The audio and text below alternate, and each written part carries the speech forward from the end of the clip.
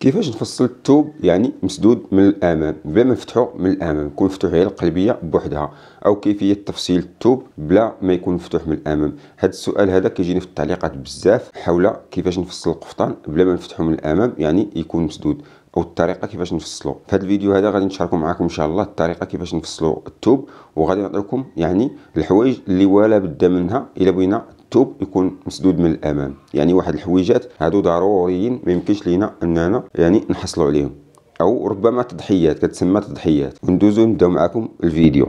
سيدنا السلام عليكم، كي دايرين؟ لاباس عليكم؟ نتمنى تكونوا بخير وعلى خير. اول حاجه غادي نعبروا الثوب ديالنا، هو الاول نعبروا هذا التويب هذا اللي باغيين يعني نطبقوا عليه هذا الشرح او هذا الدرس هذا، نعبروه قبل ما نفصلوه او قبل ما نبداو معكم الشرح. بالنسبه لي انا هنا طويت الثوب على جوج، يعني الطول ديال الثوب هو هذا، طويته على جوج بهذا الشكل هذا. غادي نعبر هنا شحال فيه يعني بالنسبه للثوب الطول ديالو. بالنسبه لهذا الطول هذا اللي عندي هنايا عندي متر و16 سنتيم، يعني الا ضربناها في جوج غتعطينا 2 متر و32 سنتيم، 2 و32 سنتيم. بالنسبه للمنكب ديال الثوب او العرض ديال الثوب غادي نعبروه حتى هو غالبا كتكون متر ونص في الثوب، يعني غالبا باستثناء بعض الاثواب قليله اللي كتكون فيهم اكثر من متر ونص. عندنا متر و50 سنتيم يعني متر ونص. الطريقه اللي بغينا نفصلوه بها هي هذه. غنحاولوا اننا نديروا الوجه ديال الثوب لداخل بهذه الطريقه هذه، نديروا الوجه لداخل وكنطويو الثوب بهذا الشكل هذا. يعني كنجيبوا الثوب بهذه الطريقه هذه، من بعد ما كندوبلوه على جوج كنعاودوا اننا كندوبلوه بهذه الطريقه هذه على 4 بهذا الشكل هذا. من بعد ما قادينا دابا الثوب ديالنا كيف كتشوفوا بهذه الطريقه هذه، هنا التضحيات اللي غادي لابد منها في هذا الثوب هذا هي اننا الجلال ديال البياسه غادي تخرج لنا فيه على الاقل 37 ولا 38 ولا 39 حتى 40 كاع على حسب الثوب. الا كان الثوب عندك زايد شي شويه في العرض ديالو، مثلا متر و50 كانت زايده لقيتي متر و60 او متر و55، تقدر تخرج لك كاع 38 39 حتى 40. هذه هما التضحيات اللي لابد منها. هنا في هذه الحاله اش خاصني ندير؟ خاصني ندير الفتاحي في الجناب. الا بغيت هذا القفطان يخرج لي مزيان وبغيت يكون مسدود من الامام خاصني ندير ليه فتيحات في الجناب، هادو ضروريين. اما لا ما بغيتش الفتاحي في الجناب وبغيت القفطان يعني مسدود من الامام وكلوش، راه خاصني 3 متر. 3 متر هي اللي ضروريه منها. داكشي علاش انا كنقول لكم نبدا من بعض التضحيات في هذه الفصاله هذه.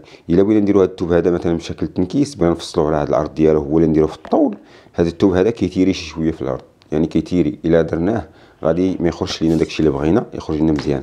بالنسبه للفصاله غادي نبدا معكم دابا نطبق معكم الخطوات ديال الفصاله.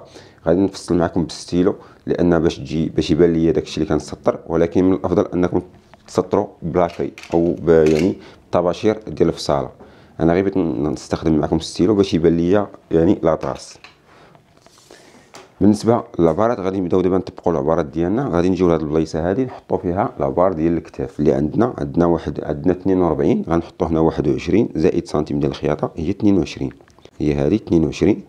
بالنسبه لينا هنايا غادي نحاولوا ننزلوا ب 3 سنتيم، يعني غنسطروا واحد الخط باش نقادوا الكتاف ديال هاد البياسه هذه بهاد الطريقه هذه. عاد نبداو غادي ننزلوا من هنايا ب 3 سنتيم كيف كتشوفوا، وغادي نعبروا في الدوره ديال العنق 7 سنتيم باش ما تجيناش دوره العنق يعني واسعه بزاف ولا شي حاجه. نطيحوا الكتاف بهذه الطريقه هذه كتشوفوا. نحاولوا اننا نعبروا نفس العبار اللي عندنا في الكتاف بهذه الطريقه هذه 22 كننزلوا به من بعد 3 سنتيم.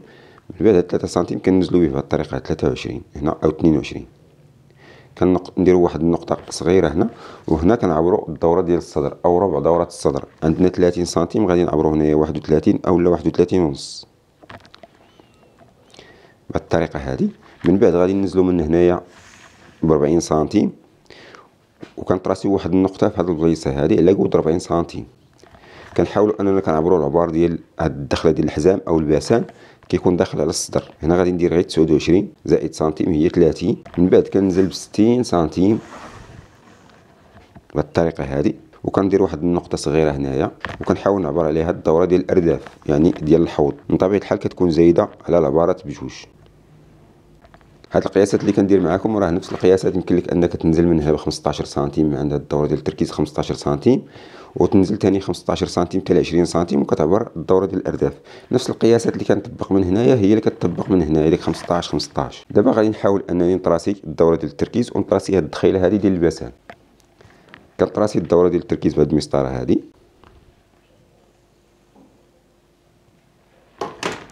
كنطراسي الدخله ديال الحزام بهذا الشكل هذا، او الدخله ديال اللباسان بهذه الطريقه هذه. نحاول نطراسي هاد البليصه هذه ونعاود يعني نغير المسطره بهذه الطريقه هذه واحد شويه، يعني باش يخرج ليا هنايا هاد الكلوش هذه قدني في هاد البليصه هذه.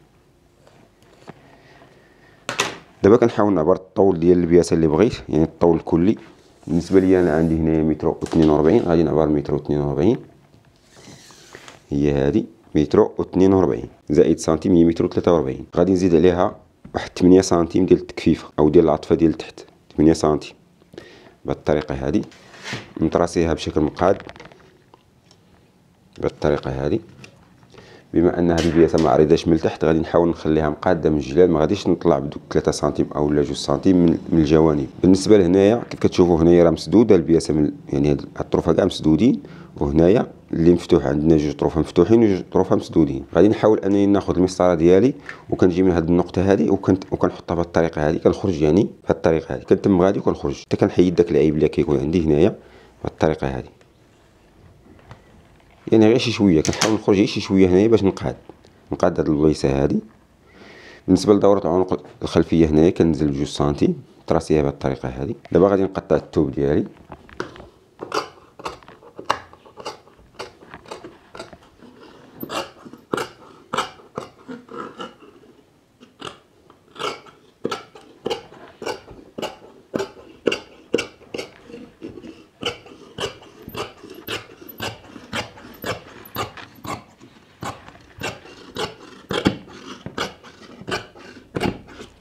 هنا من بعد ما قطعت الثوب كيبقى لي واحد شويه هنايا مسدود من واحد الجهه، كنحاول انني كنفتحو باش نكمل هاد العبار ديالي اللي بغيت هنايا. غادي نقطع دابا الجلال، وكيف قلت لكم غادي نفتح هاد الطريف هذا اللي بقى لي هنايا مسدود. كنطلعو يعني من الجوانب هنايا تقريبا واحد 30 سنتيم، كنخليو 8 سنتيم ابار ما كنحسبوش عليها 8 سنتيم، ونطلعو ب 30 سنتيم. هي هذه 30 سنتيم، 30 ولا 28 ولا 26، المهم على حسب العبار اللي بغيتو نتوما. كاين اللي كيبغيها 40 سنتيم في الفتحه ديال الجناب. وكنطراسيو الفتيحه ديالنا بهذه الطريقه هذه. كيف قلت لكم ضروري نديرو الفتيحه في الجناب. بالنسبه لينا هنايا في الصنا القفطان دابا مسدود من الجوانب، مسدود من الامام ومفتوح، يعني غادي نفتحوا ليه غير القلبيه ديالو صافي. كاين اللي كيبغيو يخدموا بهذه الطريقه هذه الراندا، يعني ما كيبغيوش البياسه تكون مفتوحه نهائيا. غادي نحيدو دابا الطريف هذا بهذه الطريقه هذه. والطريف اللي بقى عندنا هنايا كنحاولوا اننا كنجيو هنايا واحد 9 سنتيم، وكنطراسيو الدوره ديال العنق وكنقطعوها بشكل دائري اولا بشكل في، يعني كيبقى اختياري هذه المساله هذه بالطريقه هذه.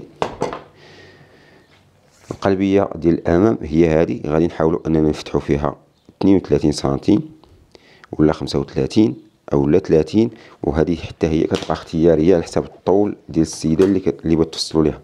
الا كانت طويله راه كتحتاج القلبيه تكون طويله، كانت قصيره كتحتاج القلبيه تكون قصيره.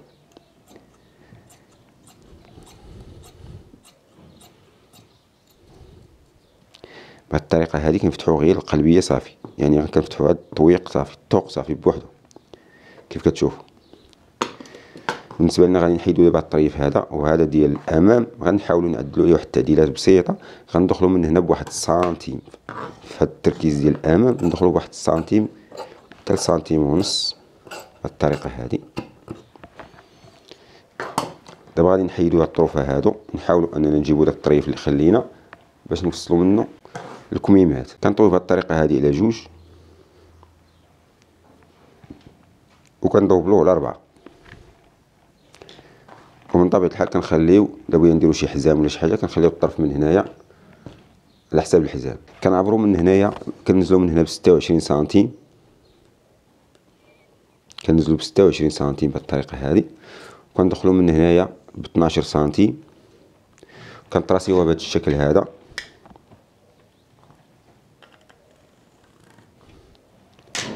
هاد البليصه هذه كنعبروا فيها 28 سنتيم بهذه الطريقه هذه، وهنا كندوبلو يعني السنتيم بهذه الطريقه هذه 28، كندوبلو السنتيم بهذه الطريقه هذه، كنقسمو على جوج اولا كنعبرو، يعني العبار ديالنا راه باين لينا هنا عندنا 28 28 قسم على جوج عطينا 14 سنتيم هذه. الا قسمنا هاد 14 على جوج غتعطينا 7 سنتيم. والا قسمنا هاد الماده هذه على جوج، يعني من هنا عبرنا على 21 على الرقم 21 كندير واحد الكان، من هنا كنخرجوا بجوج سنتيم، ومن هنا كندخلوا بسنتيم ونص اولا جوج سنتيم اولا سنتيم. تراسيوها بهاد الطريقه هذه. دابا غادي نقطع التركيز بهذا الشكل هذا.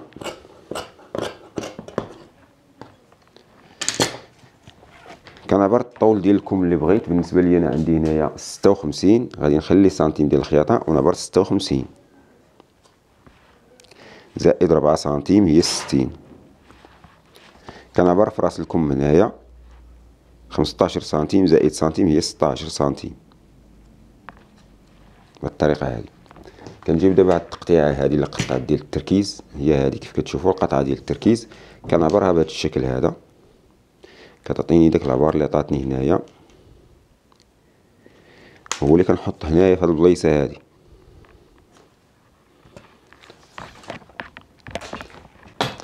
كنطراسي بهاد الطريقه هذه، هاد البليصه هذه كنطراسيها بهاد الشكل مقاده. كنجي حتى لهاد كنجي حتى لهاد الزياده اللي زايد في التكفيفه ديالكم، كنخرج واحد شويه نطراسي لكم بهاد الطريقه هذه.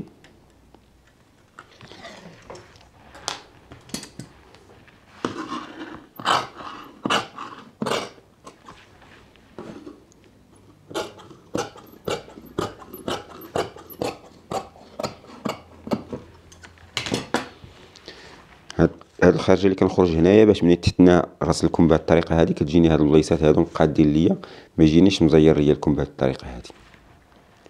كنتمنى هاد الملاحظات تردوا ليها البال. المهم حاولوا انكم تفاعلوا مع الفيديو، حاولوا تفاعلوا مع الفيديو، ديروا لنا لايك وكتبوا شي تعليق يكون محفز. بالنسبه لهاد الطريف اللي شاط ليا هنايا غنحاول انني كنقطع منه الحزيم، كندير منه الحزام ديال البياسه. كنتمنى هذا الدرس هذا يكون نال الاعجاب ديالكم، ونتلاقاو معكم في فيديو قادم ان شاء الله. السلام عليكم ورحمه الله وبركاته.